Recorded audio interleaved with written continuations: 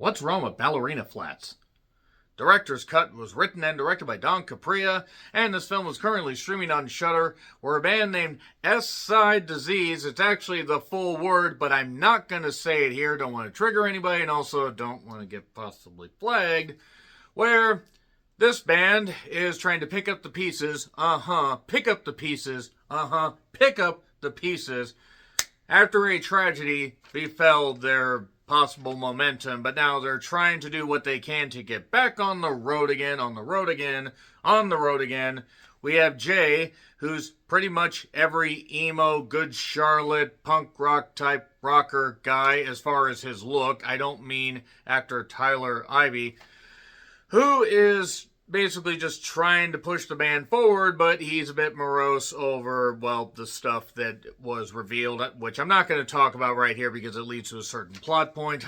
His other bandmates try to convince him that, hey, there's this one guy named Mr. Director, that's a director, creative, I'll give him that much, played by Louis Lombardi, who offers to basically shoot a music video for them for free. If they succeed, they give him some of the money that they earn from their big gig. Okay, fair. Sounds too good to be true. It is. And it's an abandoned mansion in Pennsylvania that apparently are just, you can find one around the goddamn corner. Oh, look, around the back of the corner mark, there's an abandoned mansion. How the fuck did we miss that? I've never been to Pennsylvania, so I have no goddamn idea. That being said, once they arrive, it becomes very clear that things are about to go absolutely tits up. And then once they meet Mr. Director, who's in a wheelchair, and his assistant Babs, played by Lucy Hart, apparently transition from previous work. Let's respect people's pronouns. Let's just do that. It becomes clear that something is a little more sinister. What is exactly afoot, we find out a little bit later. Actually, it's pretty obvious what's on tap and what's afoot. And what's afoot is a film that starts in a promising enough way and has a cast that clearly tried and there's clearly passion put behind it. But I found this movie to be more of a short film concept that was stretched the fuck out to 90 minutes. No hate here. I do think that effort was actually made, but unfortunately it just started spinning its wheels. A lot of really monumentally dumb decisions by characters. Yes, there was a bit of satirical stuff with it, but this kind of reminded me of Rock and Roll Nightmare if Rock and Roll Nightmare had both a budget and didn't have John Micklethor in it. So at least it's above that, but that's not really a compliment. It is what it is. It's on Shudder if you want to check it out. I didn't hate it, but it wore on me after a while. Nevertheless, 3, 2, 1, and spoilers. So, they reference a person in their ranks that died. It was somebody named Casey, and it would be difficult to lose somebody, regardless of, how close somebody was or wasn't. If, they're important to somebody that you care about, you may, by proxy, feel bad for them. And once we find out the circumstances, or at least a bit of an idea, it becomes a little more obvious that, certain nefarious things were afoot, even if it wasn't intended to be nefarious. So, the idea is get new songs, play shows, and get a music video deal. But you got to make sure you play shows to get money, to maybe earn some of the money back that just sunk into this whole thing. I did like the actress that played Menace, Brandy Ochoa. Sorry if I got that wrong. Goes by she, they pronouns. Val, played by Danielle Koch. She does fine. Lucy Hart as Babs, I think, could have probably been utilized a little bit better. But, there are pieces. There are pieces that you just want to connect. You want to find more entertainment in this. I wanted more camp and I wanted more fun. I wanted to like this more than I did. Because I gave it a lot of chances before I said, okay, this isn't really going to get any better. They're driving around. There's this one guy that wants to pass him. One actress named Gen Z. Oh, I see what they did there with the J for the Gen part. See what they did there. Harley Cassidy. That's fine. That's a fine little name there. And I think Menace was probably my favorite character of the whole group. Val also reveals she has a skeleton key that's great for getting out of certain situations. Gee, I wonder if that's going to come to play in the finish.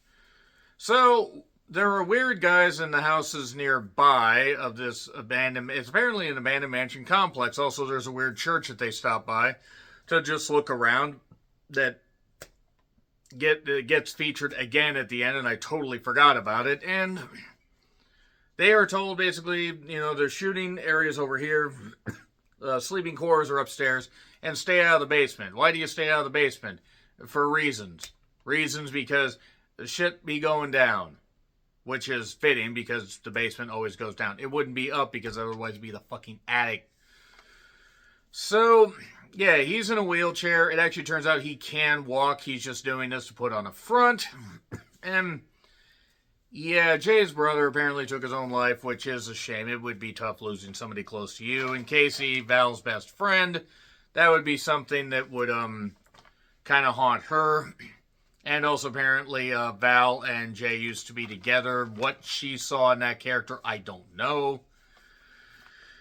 And they drink and do drugs. And by the way, we are very, very far into the movie, at least 40% to 50% of the way before anything really starts to happen, which is a bold move for a movie that doesn't have a lot of material to begin with. And then, AJ's gone. Yes, he's gone. We're going to miss him when he's gone. That was our manager. Mr. Director decides to be a bit dickish because Jay says personal space. He hits him in the dick. Why'd you hit me in the dick? And yeah, there's weird occult imagery that flashes around and stuff like that. I failed to see what the occult imagery was supposed to be. Like, was it supposed to be a reference to the church? Like, the movie couldn't pick... whatever. It picked a direction. Unfortunately, that direction just ended up going south. Further and further into the abyss. So, the idea here is he's going to shoot every single band member one at a time. Kind of like Sisters of Death, if Sisters of Death was shot better. So yeah, AJ can't stop drumming, and then he gets burned with acid.